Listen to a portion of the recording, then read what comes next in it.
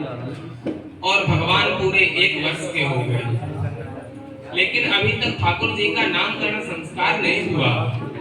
जबकि शास्त्र कहते हैं नामधेयं दशम्यां तु द्वादश्यां भाष्यकारः, कि जातक का 10वें या 12वें दिन नामकरण संस्कार हो जाना चाहिए। लेकिन भगवान आज पूरे 1 वर्ष के हो गए, लेकिन अभी तक नामकरण संस्कार नहीं हुआ। एक तो यह भी है कि जब नंद बाबा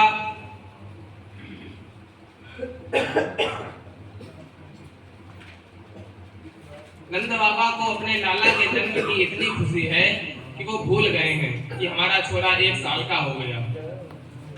लेकिन इधर मथुरा में वसुदेव जी को बड़ी चिंता हो रही है कि हमारा लाला 1 साल का हो गया और अभी उसका नामकरण संस्कार नहीं हुआ। तो एक दिन अपने गुरुदेव जी के पास पहुंचे, गर्गाचार्य जी के पास प्रणाम करके बोले, गुरुदेव आप तो सब जानते हो, आप कृपया करके गोकुल में चले जाइए और हमारे छोरा को नामकरण संस्कार कर लाओ।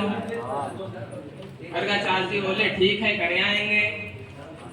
और वसुदेव जी से प्रेरित होकर आज गर्गाचार्य जी गोकुल आए। गर्गः पुरोहितो राजन् यदूनां सुमहत्तका व्रजं जगामनन्दस्य वसुदेव प्रणोदितः। वसुदेव जी से प्रेरित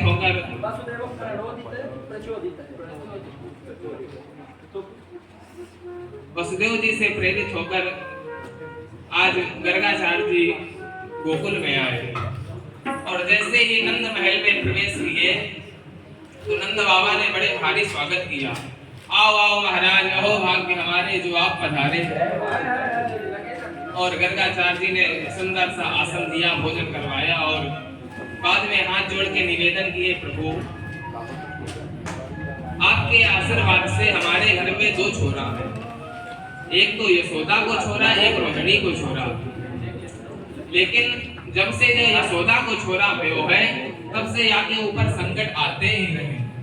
एक बार तो यहाँ को फूकना उठा ली गई, एक बार यहाँ पे गाड़ी गिर गई और एक बार तो तूफान में ही उड़ गया। महाराज इसकी ग्रह दशा देखिए आप कैसी चल रही है। गर्गाचार्य जी बोले, क्या नाम है आपके लाला का? नंद बाबा हाथ जोड़ के बोले, महाराज अभी नाम तो हमने कुछ रखा ही नहीं। अब गर्गाचार्य जी खूब हंसे, बोले, वाह लाला तुम्हारा 1 साल का हो गया और अभी तक तुमने नामकरण संस्कार नहीं किया। नंद बाबा बोले, महाराज आप तो खूब आ गए, अब आप ही हमारे बालकों का नामकरण संस्कार कर दीजिए, क्योंकि जन्मना ब्राह्मणो गुरु, ब्राह्मण तो जन्म से ही सबका गुरु होता है। गर्गाचार्य जी बोले, गर्गाचार्य जी तो आए ही थे इसीलिए। बोले ठीक है, हम कर देंगे तुम्हारे लाला का नामकरण संस्कार, लेकिन हमारी एक शर्त है। नंद बाबा बोले, वो शर्त क्या है? बोले, यदूनाम महिमाचार्यः ख्यातश्च भुवि सर्वतः मया सुतं संस्कृतं ते मन्यते देविकीसुतं। अरे नंद बाबा, पूरी दुनिया जानती है कि मैं यदुवंशियों का आचार्य हूँ। तू चुपचाप नामकरण संस्कार करवाए तो कर देंगे। कहीं कंस को पता चल गया कि हम यदुवंशियन के आचार्य होके तेरे छोरा को नामकरण संस्कार किए हैं, तो तेरे छोरा पे आफत आ जाएगी। नंद बाबा बोले, महाराज आप चिंता काहे को करते हो? आप तो गौशाला में चलिए और कुरु दुजाति संस्कारम स्वस्ति वाचन पूर्वकम, केवल स्वस्ति वाचन करके हमारे छोरा को नामकरण संस्कार कर दो। गर्गाचार्य जी बोले, ठीक है। आज गर्गाचार्य जी आए, गौशाला में बैठ गए और सुंदर सा आसन बिछाकर पूजन की तैयारी लगाने लगे। इधर दोनों माताएं अपने अपने छोरन को लेके चल दी। रास्ते में चलते चलते रोहिणी जी बोली, अरे ये यशोदा बहन, या पंडित को हमने मथुरा जनपद में बड़ो नाम सुन रखो है, ये भारी विद्वान है या फिर ऐसे झोला छाप है, चलो यहाँ की परीक्षा ली जाए। रोहिणी मैया बोली, परीक्षा कैसे लोगी? बोले, हमारे छोरा को तुम ले लो, तुम्हारे छोरा को हम ले लें। भैया पंडित ने सही सही बता दी तो समझ जाएंगे, पंडित जी होशियार हैं, नहीं तो समझ जाएंगे इसे झोला छाप है। आज दोनों माताओं ने आपस में पुत्र बदल लिए और गौशाला में आए। गौशाला में आकर गर्गाचार्य जी को प्रणाम करिए। अरे महाराज प्रणाम। जैसे आशीर्वाद दिया तो गर्गाचार्य जी की दृष्टि नंद के लाला पे पड़ गई और गर्गाचार्य जी भगवान को देखते ही रह गए। अब जब काफी देर हो गई तो यशोदा मैया रोहिणी जी के कान में बोली, बहन जब से आए हैं घंटा 2 घंटा हो गए, लेकिन जो बाबा तब से ना हिले न डूले न मटके न सटके, देख तो या बाबा को कहा है गयो।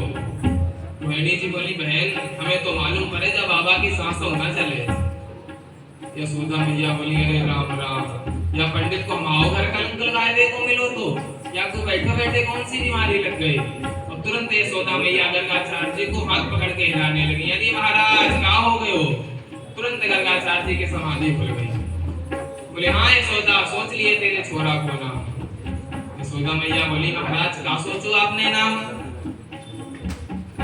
गर्गाचार्य जी एक बार फिर से निगाह घुमा के देखे तो गर्गाचार्य जी समझ गए ये अदला बदली कैसी दिख रही है, कहीं हमारी परीक्षा तो नहीं ली जा रही है।